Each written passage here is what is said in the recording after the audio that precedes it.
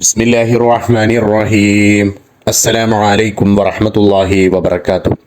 പ്രിയപ്പെട്ട സഹോദരി സഹോദരന്മാരെ, നമ്മളെല്ലാവരും ഇപ്പോൾ പോയിക്കൊണ്ടിരിക്കുന്നത് പരിശുദ്ധമാക്കപ്പെട്ട പുണ്യ റമളാൻ മാസത്തിലൂടെയാണ്. നമുക്കൊരുപാട് സൽക്കർമ്മങ്ങൾ ചെയ്യുവാനും ധാരാളം പ്രതിഫലം വാങ്ങിക്കൂട്ടുവാനും പറ്റിയ നല്ല ഒരു മാസത്തിലൂടെയാണ് നമ്മളെല്ലാവരും പോയിക്കൊണ്ടിരിക്കുന്നത്.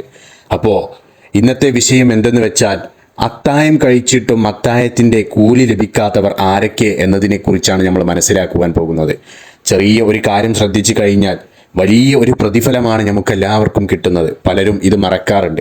അത്തായത്തിൻ്റെ സമയത്ത് ഭക്ഷണം കഴിക്കാനിരിക്കുമ്പോൾ ഈ ഒരു കാര്യം ശ്രദ്ധിച്ചു കഴിഞ്ഞാൽ വലിയ പ്രതിഫലം നേടാൻ സാധിക്കും. നമ്മളെല്ലാവരും നോമ്പിനെ അത്തായം കഴിക്കുന്നവരാണ്. എന്നാൽ ഈ ഒരു ചെറിയ അശ്രദ്ധ കൊണ്ട് റസൂൽ സല്ലല്ലാഹു അലൈഹി വസല്ലമ തങ്ങൾ വാഗ്ദാനം ചെയ്ത വലിയ ഒരു പ്രതിഫലം നഷ്ടപ്പെട്ടു പോകുന്നത് പലപ്പോഴും പലരും ശ്രദ്ധിക്കാത്ത ഒരു വിഷയം തന്നെയാണ്.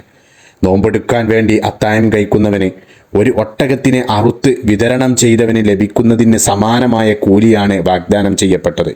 എന്നാൽ ഇത് ലഭിക്കണമെങ്കിൽ സുന്നത്തായ അത്തായം ഞാൻ കഴിക്കുന്നു എന്ന് മനസ്സിൽ കരുതണമെന്ന് മാത്രം.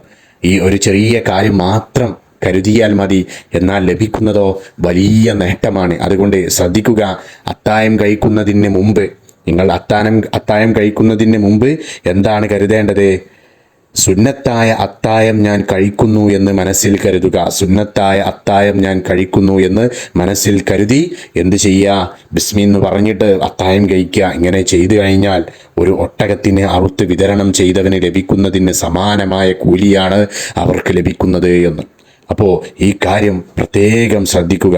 ഈ കാര്യം ശ്രദ്ധിക്കാതെ നിങ്ങൾ ഭക്ഷണം കഴിച്ചു കഴിഞ്ഞാൽ നിങ്ങളുടെ വയറ് നിറയുമെന്നല്ലാതെ ഇതിന് പ്രത്യേകിച്ച് ഗുണമൊന്നും ലഭിക്കില്ല. എന്നാൽ അതേസമയം ഈ നീയത്ത് കരുതി അല്പം വെള്ളം കുടിച്ചാൽ പോലും, ഈ നീയത്ത് കരുതി നിങ്ങൾ ഭക്ഷണം കഴിച്ചാൽ, ഇനി ഭക്ഷണം കഴിക്കാത്തവരാണെങ്കിൽ അത്താഴത്തിൻ്റെ സമയത്ത് ഈ നീയത്ത് കരുതി കുറച്ച് വെള്ളമെങ്കിലും കുടിച്ചു കഴിഞ്ഞാൽ നിങ്ങൾക്ക് വലിയ നേട്ടമാണ് കിട്ടുന്നത്. അതുകൊണ്ട് ഒരിക്കലും ഈ ഒരു കാര്യം നിങ്ങൾ അറിയാതെ പോകരുത്. ഇത് മറ്റുള്ളവരുടെ അറിവിലേക്കായിട്ട് നിങ്ങൾ ഷെയർ ചെയ്ത് കൊടുക്കുക, മറ്റുള്ളവർക്ക് പറഞ്ഞു കൊടുക്കുക. നമ്മുടെ വീട്ടിലെ മക്കൾക്ക്, മറ്റുള്ളവർക്ക്, ഉറ്റവർക്ക്, സ്നേഹിതർക്ക് എല്ലാവർക്കും പറഞ്ഞ് മനസ്സിലാക്കി കൊടുക്കുക.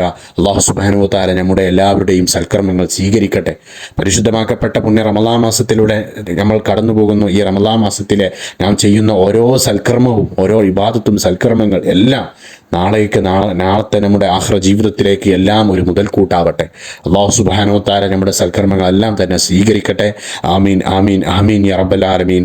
അസ്സലാമു അലൈക്കും വറഹ്മത്തുള്ളാഹി വബറകാതുഹു.